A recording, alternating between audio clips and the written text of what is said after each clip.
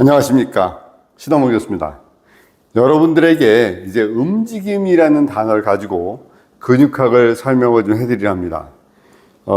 임상이라는 것은요, 여러분들이 수기적인 요소와 운동, 필라테스, 요가, 퍼스널 트레이너 또는 피부관리샵, 물리치료사 또는 임상이라고 하는 고객이 통증을 해결하는 모든 곳에 일어나는 것을 우리는 임상이라고 합니다.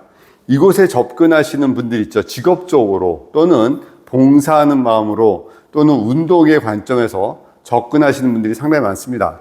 요즘은 스스로 운동을 하고 스스로 케어하는 것이 너무 보편화되어져 있기 때문에 근육이라는 단어를 모르고 나면은 여러분들이 직업적인 수행을 하기 위해서 너무 많은 일들이 벌어진다는 것을 알게 되었습니다. 물론 아예 전공 자체가 물리치료를 전공을 하고 아예 처음부터 이쪽 계통으로 들어오신 분들이면 그 접근 방식이 편안할지 모르지만 뒤늦게 이쪽 직업을 갖게 되신 분들 또는 좋아하게 돼서 이 직업을 갖는 분들에게 제가 하나하나의 근육을 공부시키려는 하지 않습니다.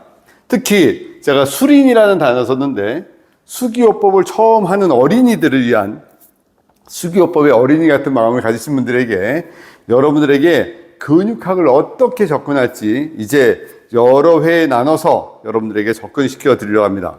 근육이라고 하는 하나의 근육을 기시점, 정지점이라는 개념부터 시작이 되죠. 얘는 어디서 시작을 했고 어디서 끝나니? 라는 단어를 놓고 시작합니다. 기시는 오리진 또는 시작점이라고 얘기하고 정지점은 인서션이라고 얘기합니다. 그런데 우리는 이 근육이 뼈가 연결된 수익근 개념에서 이렇게 붙어 있다라고 하면 이 근육은 시작점과 정지점을 통해서 이 시작점의 정지점이 시작점 방향으로 움직이는 것을 원칙으로 보게 되는 과정이 알게 됩니다. 그런데 제가 이렇게 하나하나의 기시점과 정지점을 여러분들에게 굳이 설명을 하려고 하지 않습니다. 또는 그 지배신경 또한 굳이 막 설명을 하지 않으려 합니다. 오늘은 이제 여러분들에게 조금 생각의 좀 틀을 벗어놓고 움직임 근육학이라는 개념에서 연속되고 연결되는 근육을 좀 설명을 드리려고 합니다. 우리 근육은 하나하나가 나눠져 있지 않습니다. 계속 연결되어져 있습니다. 우리 인체 근육이 650개라고 하는 단어 속에서 근육의 숫자를 묶어놓고 해마다 또 시간이 지나면 근육의 숫자는 더 늘어나게 됩니다. 제가 처음 공부하던 1988년도 그 시절에는 약 400여 개의 근육이라고 했습니다. 요즘 교과서에는 약 650개 이상의 근육 자체의 숫자로 둡니다. 의미를 두면 하나하나의 숫자에 의미를 두지만 우리가 이제 수기요법을 하는 입장과 또는 운동을 가르치는 입장에서는 이제는 연결되는 근육으로 봐야 된다. 자, 예를 들어서 제가 배구공을 올려놓고 서브라는 동작을 딱 할 때는요, 이쪽과 이쪽은 완전히 이완시키는 동작으로 갑니다. 그런데 제가 공을 네트에서 이렇게 넘기는 동작이 될 때는 요거는 수축의 동작으로 몸이 오게 되는 거죠. 결국 하나의 근육이 아니라 전체 움직임에서 그 근육은 어떤 움직임과 가동성을 갖게 되는 거죠. 자, 우리가 근육에는 두 가지가 있습니다. 하나는 수축과 연관되는 근방추라는 개념이 있고요. 하나는 여러분들이 알고 있을지 모르겠지만 근방추 개념 말고 GTO라는 개념이 있습니다. GTO 아십니까? 여러분들이 알고 있는 요 GTO라는 개념은 장력의 개념하고도 연관됩니다. 장력. 근방추는 수축과 연관되죠. 얘는 골직원 반사라고도 부르거든요. 골직원 반사. GTO는 근방추는 수축과 연관되어지는 반응이고 골직원은 건에서 장력, 힘이 발생되는 작용이 근육 내에서 일어나게 됩니다. 그러면 근육은 수축과 이완과 버티는 힘이 계속 공존하게 됩니다. 그러면 근육의 움직임이 일정하게 움직여지는 등. 여러분들이 등장성이라는 뜻을 아십니까? 또는 일정한 속도대로 움직이는 등속성이라는 단어와 움직임은 없지만 근육에 힘이 들어가는 등척성이라는 움직임을 또 갖게 됩니다. 자, 이제 제가 말씀드리고 싶은 거는 움직임이라는 근육학의 개념을 좀 보자라는 거죠. 연결되어져 있다는 뜻을 한번 가보겠습니다. 자, 흉쇄돌구는 머리 뒤에서 띠처럼 이루어져서 내려오게 됩니다. 자, 흉쇄돌근이 내려오게 되면 요 흉쇄돌근은 요렇게 형성되어져서 자, 교근과 흉쇄돌근은 붙어서 대흉근으로 넘어가고 복직근, 추체근으로 연결되어지는 그림으로 오게 됩니다. 다시 얘기하면 흉쇄돌근, 흉골근, 복직근, 대퇴근막 장근, 저 내려가면 전골공근, 전경골근, 그 다음에 장지신근, 단지신근까지 연결되어지는 그림이 됩니다. 연속되어지는 거죠. 이렇게 근육이 연결되어진다는 그림으로 한번 보겠습니다. 자, 이제 하나의 그림과 연결되어지는 그림을 설명드리겠습니다. 제가 예를 들면 전거근이라는 근육을 설명을 드릴 겁니다. 세라토스 안테리어라고 하는 전거근은 우리가 알고 있는 장흉신경이 지배합니다. 장흉신경은 경추 5번에서부터 7번에서 나오는 그 뿌리가 장흉신경입니다. 5번에서부터 7번. 사각근 근복을 뚫고 나오는 세 개의 신경 중에 하나입니다. 전거근은 이쪽으로는 외복사근과 연관됩니다. 외복사근과 연관돼서 여기 전상장골국이라고 하는 요 뼈 ASIS라는 곳에 나타나서 여기까지 전결돼서 외복사근은 여기서 바깥으로는 대퇴근막 장근 장경인대랑 연관되고 안쪽으로는요 봉공근하고 연관됩니다. 근데 이 외복사근은 등 쪽에 있는 광배근하고도 하나의 줄기로 형성되어집니다. 다시 말씀드리면 자, 전거근이 외복사근으로 와서 대퇴근막 장근 장경인대, 안쪽으로는 봉건근, 등 쪽으로는 광배근하고 연속되어지는 연결의 그림으로 보였을 때는 이 전거근이 등 쪽으로 넘어갈 때는 또 어떤 역할을 하냐 보는 거죠. 등 쪽으로 넘어가면 전거근은 능형근하고 그 근육이 하나의 근육으로 형성되어져서 왔다가 다시 극하근하고 소원근으로 또 갈라집니다.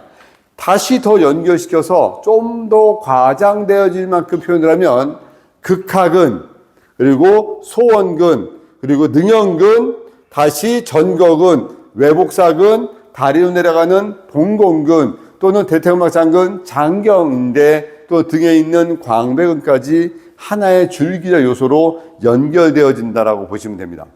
이거를 이해하지 못하면 근육학을 자꾸 나눠서 여러분들이 설명하게 되는 거죠. 자, 또 이런 그림을 한번 그려볼까요? 자, 사람이 이렇게 머리라고 해서 이렇게 이게 목이고 서 있으면 이렇게 서 있는 모습에서 얘를 지탱하기 위해서는 이쪽의 근육의 힘과 이쪽의 근육의 힘이 일정하게 버텨져야 됩니다.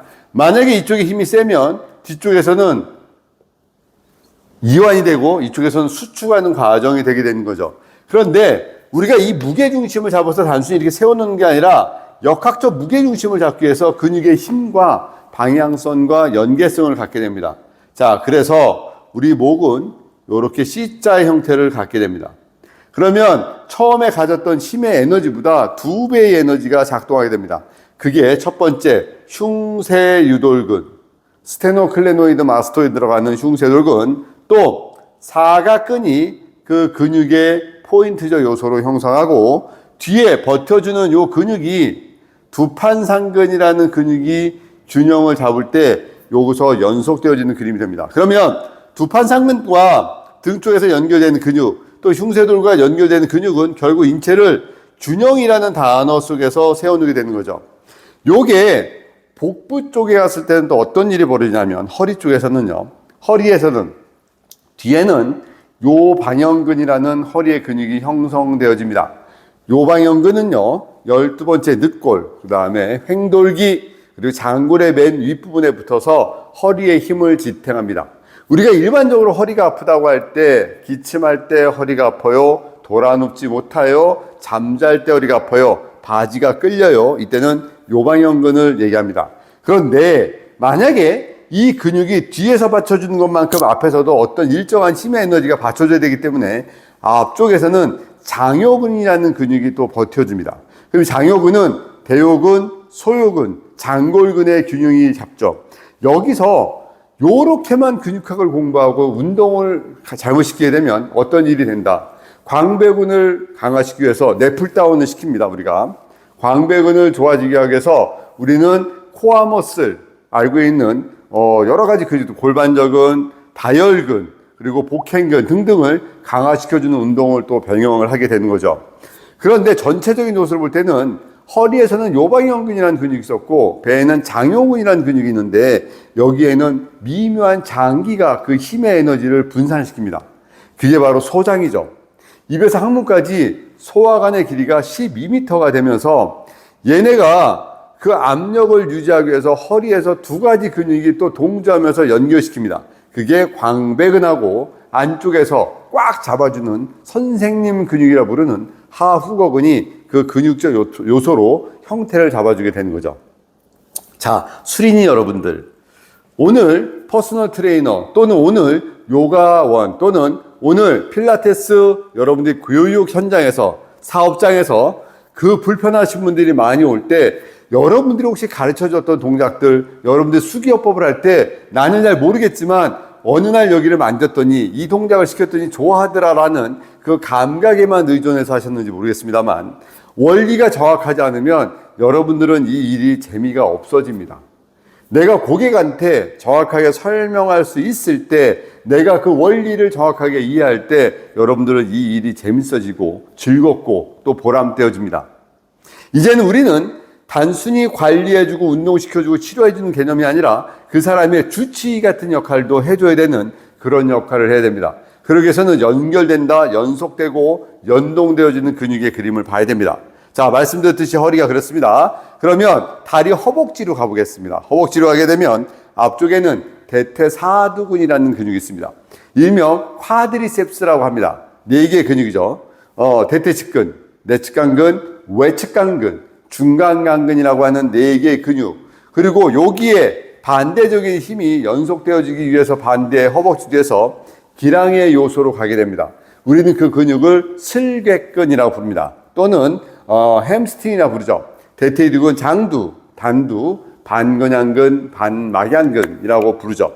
자, 앞쪽에 대퇴사두근이 전경골근으로 내려가서 다리 밑에서 다시 연결돼서 다시 허벅지로 종아리로 가서 비복근, 가재미근으로 연결되고 다시 허벅지로 갔다가 엉덩이의 천조인대로 연결돼서 골반과 연결되고 다시 허리의 근육하고 연결되는 계속 연결되어지는 그림을 이해하게 될 겁니다. 물론 처음에 공부할 때 말입니다. 지시점, 정지점, 지배신경 하나의 근육적 특징에 몰두할 수도 있습니다. 그러나 우리 수린이 여러분들은 절대 그렇게 하시면 안 되고요. 질환과 연결되어 있는 통증을 먼저 접근하셔야 됩니다. 예를 들면 말입니다. 허리가 아프면 요방형근, 치료는 장요근, 요 얘기랑 어깨가 아프면 극상근, 치료는 소원근, 이유는 애과신경, 요골신경, 줄기, 목이 아프면 두판상근, 밸런스는 흉쇄유돌근, 사각근 이렇게 가는 거잖아요. 그래서 연속되어지고 연동되어지는 그림을 가지고 전방에서 연결되어졌다 또는 동작을 위해서 연결되어졌다, 후방에서 연결되어졌다 또는 상반신과 측면과 연결되어져 있다라는 그림을 가지고 갑니다. 자, 부탁드리겠습니다. 저는 30여 년간 이제 거의 40년이 돼갑니다만 이 길에서 하나의 방향성과 또 공부를 하면서 임상에서 또는 대학에서 또는 대학원에서 현장에서 여러분들에게 수없이 많은 가르침을 드립니다. 또는 필라테스 선생님들, 요가 선생님들, 또 PT 선생님들, 그리고 물리치료사, 피부관리사, 운동처방사 또는 재활에 종사하고 계신 여러분들에게 부탁드리고 싶은 것은 하나하나의 개별 근육으로 보지 마시고 연결되어진다는 걸 보시기 바랍니다. 다시 한번 설명드리면 우리는 머리에 여기에 관상봉합, 시상봉합, 람다봉합으로 형성돼서 두 개골이 움직입니다. 그런데 우리가 이 모상건막이라고 하는 것은 단단한 곳입니다 라고 표현했고 이 뒤에 람다봉합은 질긴 곳입니다 라고 표현했었던 이유 중에 하나가 흉쇄돌근육이 목도리처럼 두르고 목에서부터 앞쪽으로 내려가서 이쪽으로 대흉근과 복직근과 연결돼서 목의 움직임조차도 하나하나 모든 장부들하고도 연결되어진다는 것을 계속 말씀드려줬습니다. 내장 체성 반응이라는 단어하고 체성 내장 반응이라는 두 개의 단어를 놓고 결국 근육 운동이라고 하는 것도 내장계에 영향을 줄 수 있고, 또는 우리가 내장계의 어떤 문제가 바깥으로 나타나서 증상적 요소가 발현되어질 때는 전체적인 근육의 밸런스, 근육이 균형이 중요하답니다. 금방 출하는 근육의 수축의 요소도 이해할 수가 있고, 또는 우리가 알고 있는 골직원 반사로 건에서 장력이 발생해서 근육이 이완될 수 있도록, 또는 버텨주는 힘의 장력의 에너지가 공존할 수 있는 이 근육의 전체적으로 이완하기 위해서는 근육은 연속, 연결, 연동되어진다는 걸로 여러분들에게 설명을 드리고자 합니다. 그래서 이제 사이사이에 여러분들에게 움직임 근육학의 개념으로 하나하나의 움직임은 어떤 동작을 주는지도 설명을 드리려 합니다. 만약에 말입니다, 무릎에 통증이 왔다라고 얘기하면 대표적으로 생각할 수 있는 무릎의 근육은 대퇴직근입니다. 그러나 그 대퇴직근, 그 근육 안에는 중간간근이 있고 안쪽에는 후 십자인대, 전 십자인대, 내측인대, 외측인대, 그리고 무릎 안에는 반월연골의 스크롤 무브먼트까지 일어나게 되는 이 동작의 움직임이 같이 연결되어지는 겁니다. 그러면 우리가 무릎의 움직임 자체의 문제를 대퇴직근만 가지고 설명할 수 없는 것도 있고, 대퇴직근을 가지고 단정 지어서 대퇴근막 장근, 장경인대, 서해 삼각인대, 또는 엉덩이에 있는 대둔근, 중둔근, 소둔근, 요 근육까지 하나의 큰 무리로서 설명할 수도 있습니다. 엉덩이의 근육을 포함시키는 대퇴근막 장근도 대퇴근막 장근, 그죠? 그리고 대둔근, 중둔근, 소둔근, 내폐쇄근, 외폐쇄근, 상쌍자근, 하쌍자근, 대퇴방형근까지 해서 엉덩이의 근육을 하나의 세트로, 흐름으로, 줄기로서 봐야 된다는 것을 여러분들에게 부탁드립니다. 제발 하나하나의 근육에 개별적인 거에 빠지지 마시고, 근육은 신경이 지배한다라는 것도 잊지 마셔서, 그 신경은 뇌와 척수로 나눠지고, 우리는 뇌라고 하는 거와 척수로 나눠지는 이 신경의 큰 줄기를 가지고 설명할 수 있어야 된다라는 겁니다. 신경을 이해하고 또 운동성을 이해하게 됩니다.